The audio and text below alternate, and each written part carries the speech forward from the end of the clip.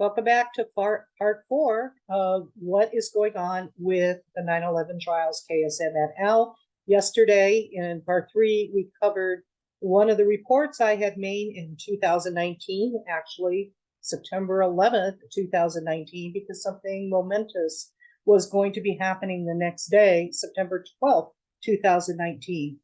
But before we can get to that and what was happening, we need to continue on with why, which was what we covered yesterday, these pretrials, the KSM et al. 9/11 pretrials, can never go to tribunal.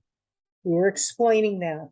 And I'm going to move forward now and share my screen and bring to your attention one of the things that Carol Rosenburg from the New York Times, which actually she worked for the Miami Herald at the time, what she said that is extreme importance. So we're going to be talking about that.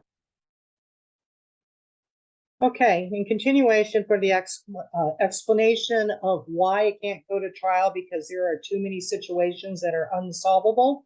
On February 11th, 2015, Carol Rosenburg wrote an article for the Miami Herald that best explains what was discovered and why now there is a never-ending saga of delays and mistrust.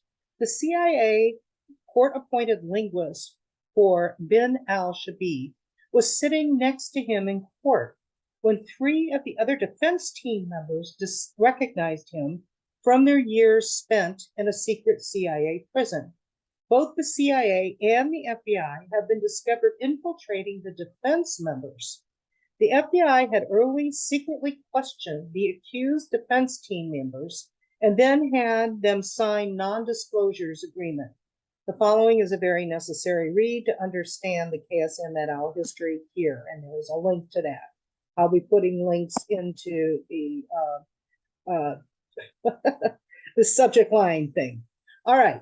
Okay. It has been suggested by those in the know that because of this last incident, the defense team may very well be filing a motion and arguing to have these pretrials thrown out of court. Well, there it is again, thrown out of court.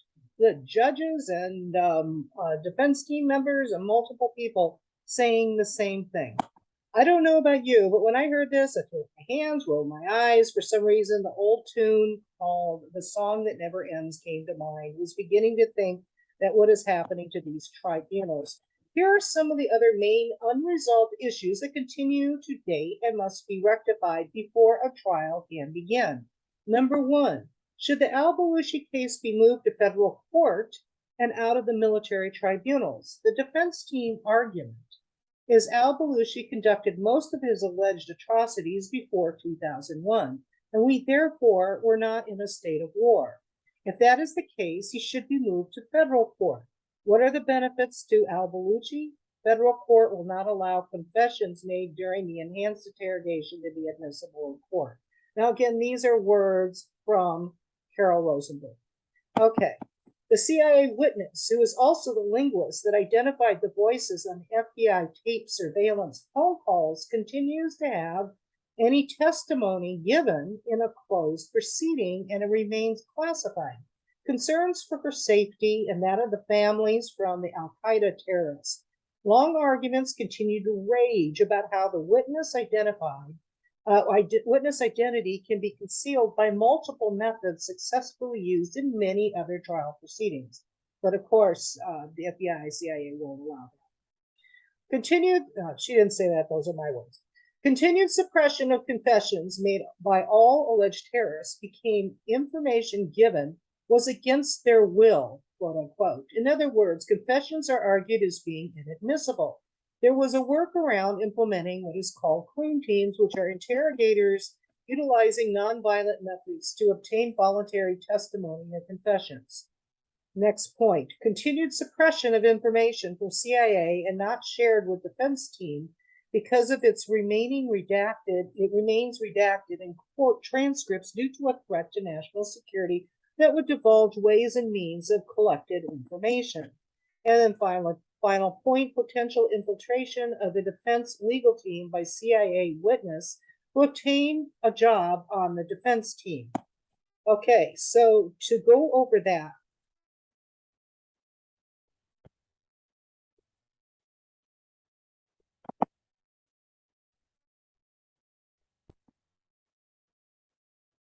Before the July KSM proceedings, there were three important new rulings made by Judge Cohen that resolved all these issues. These were posted on the DoD website. Judge Cohen was already making huge headway, taking charge to move things forward in a swift but fair manner. No more stalling with this guy.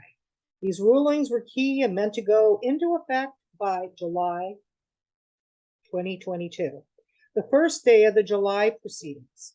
I thought, or excuse me, I take that back, not the year 22, July 22nd of that year. Please forgive me. I thought this was great news. Finally, we had forward momentum. Alas, it was not meant to be. To remove the legal S, here's encapsulation and gist of what was said. The first ruling upon court proceedings will happen, open court proceedings will happen when questioning the CIA witness to the enhanced interrogations with Al Belushi. Note FYI, this witness is also the linguist who identified the voices in the taping of the FBI surveillance of chatter in the 118 calls from the 25 lines who were planning and orchestrating 9/11 before it happened in 2001. Remember the video from Leonard Bacani reporting in front of the White House? Okay, so that's really important that they're bringing this out. Second ruling temporarily initially hidden and in placeholder implemented until a response received by the defense team. The deadline was July 22nd, when ruling would be revealed for the public eyes on whether or not the defense argument of we weren't at war when 9/11 happened, so Belushi should be tried in federal court. We will hear whether or not it was overruled. Mandated ruling to be in open court the week of July 22nd. Okay, so that was there. Of course, none of this ever happened. You know why. Third ruling, another ruling temporarily hidden and in a placeholder implemented until a response received by the defense team. Deadline again was July 22nd. Now, this is the next year. Remember, Judge Shane Cohen had set the date to go to tribunal on January 11th, 2021. This ruling, this that's coming out right now while I'm reading this, happened on that came out in the proceedings on September 11th, 2019. So he was talking about the next year, the next year on July 22nd. So the third ruling, another ruling temporarily hidden and a placeholder implemented until a response received by the defense team. Deadline again was July 22nd, when ruling would have been made available for public eyes, and repeating this because it's important, and mandated during the proceedings that week. This has to do with Al Belushi's information divulged during enhanced interrogations and whether or not this information should continue to be suppressed or inadmissible as evidence because statements were made against his will, quote unquote, or ruling would stipulate it is admissible and therefore will be revealed in open court that week.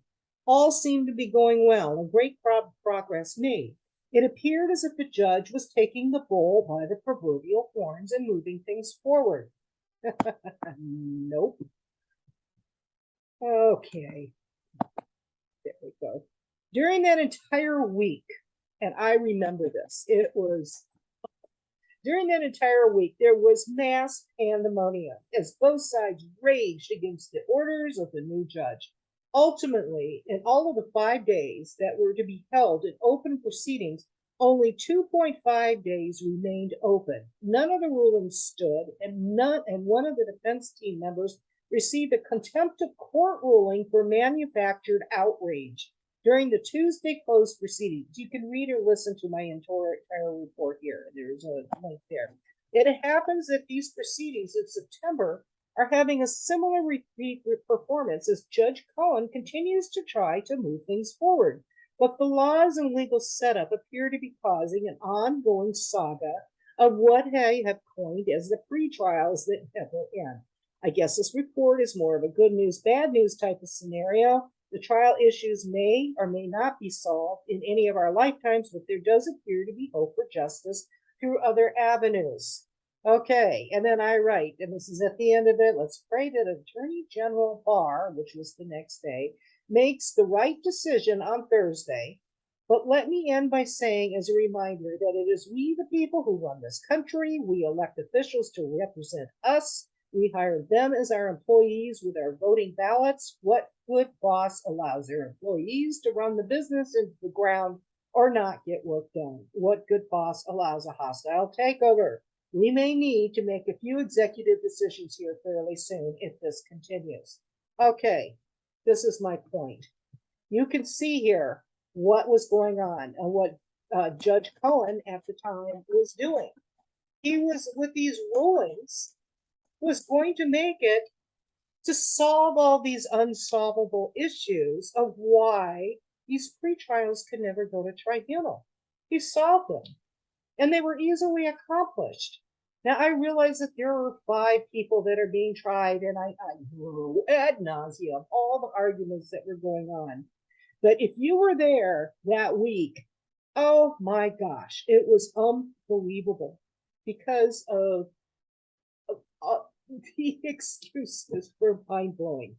But if you can see here what Judge Shane Cohen was doing, taking away the problem so it could move forward at least close, if not on time, to January 11th, 2001. Excuse me, January 11th, 2021. That's when it was supposed to go to tribunal. So we had that entire year. But reminder, what happened? Okay, we're going to go over tomorrow what happened on September 12th, 2019. But I'm bringing this to your attention so you remember. The next year, in January of 2020, is when Cheryl Borman and her team brought out all the entire laundry list of shenanigans that the government had been up to, of why these problems are the way they are. And then what happens? I'm repeating it again until people get it. 2 weeks later, Judge Shane Cohen quits. 2 weeks after that, in March, what happens? The pandemic happens, and everything for the most part has not gone to trial except for two short months before the Omicron variant came out, which really didn't even cover what happened in any of these before. Not once, nothing was said. And then this month so far, except one last week, we'll see. In September 2022, things have been canceled again. Nothing. Okay, so we will see you tomorrow, folks, and we are going to be talking about what happened with Bill Barr the next day in 2019, September 12th.